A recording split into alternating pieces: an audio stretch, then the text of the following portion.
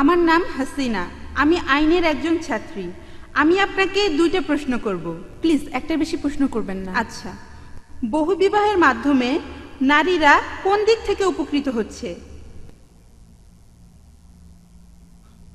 বোন, আপনি প্রশ্ন করলেন বহুবিবাহের মাধ্যমে নারীরা কোন দিক থেকে উপকৃত হচ্ছেন, ঠিক? হ্যাঁ, আর আর অন্য প্রশ্নটা হলো, আচ্ছা, এটা কেন ভাবছেন যে নারীরা বহুবিবাহে সম্মতি দেবে?